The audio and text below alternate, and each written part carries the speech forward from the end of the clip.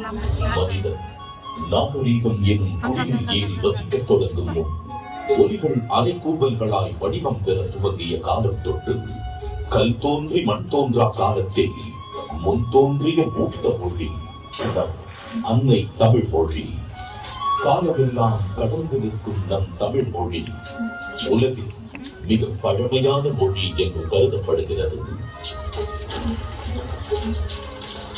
மொழிகளுக்கெல்லாம் தாய்மொழியாக திகழ்ந்து தமிழரின் வரலாறு, வாழ்வியல், அறம், மாண்பு மற்றும் கலாச்சாரத்தின் அடையாளமாக விழுந்து வரும் அன்னை தமிழ் மொழியின் தொன்மையை அதன் பண்பாடு, இலக்கியம், சிற்பக்கலை, ஓவியக்கலை, கட்டிடக்கலை மற்றும் கல்வெட்டுகளில் காண முடிகிறது.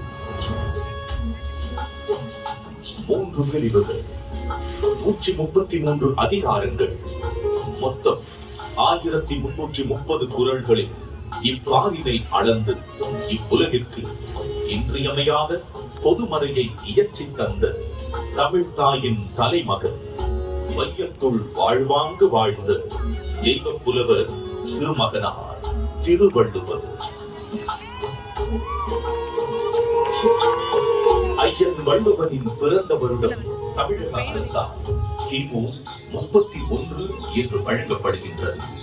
சென்னையின் மயிலாப்பூரில் வாழ்ந்ததாக கருதப்படும் இவர் காவிரி பாக்கத்தை ஒட்டி வாழ்ந்து வந்த மார்க் செயின்ட் என்பவரது மகள் வாசுகியை மணமுடித்தார் என்றும் கூறப்படுகின்றது. தன்னை பற்றிய குறிப்புகள் மிக குறைவாகவே கிடைக்க பெற்றுள்ள போதிலும் தன் சொற்களால் தமிழ் கடத்தி சாதி மத வேதங்களை களைந்து மனிதத்தை உயர்த்தி பிடித்தவர் வள்ளுவர் திருமகனார்.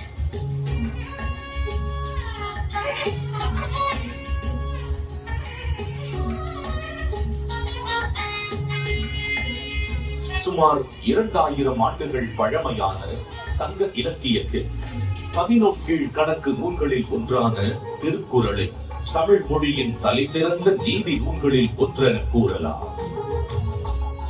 1.5 அடியில் 7 சொற்களில் மட்டுமே கொண்டு எழுதப்பட்டு ரத்தின சுருக்கமாக அதே நேரத்தில் மிக ஆழமான கருத்துக்களை வெளிப்படுத்தும் நூலாக, மிகச் சிறிய வார்த்தைகளில் மிகப்பெரிய தத்துவங்களை அடக்கியுள்ள நூலாக இருக்கும் திருக்குறள் என்றும் அது வகுத்தளிக்கும் நெறிமுறைகளுக்காகவும் அது வழங்கக்கூடிய பகுத்தறிவிற்காகவும் தமிழர்கள் மட்டுமல்லாது பல்வேறு மக்களாலும் விரும்பி போற்றப்படுகிறது.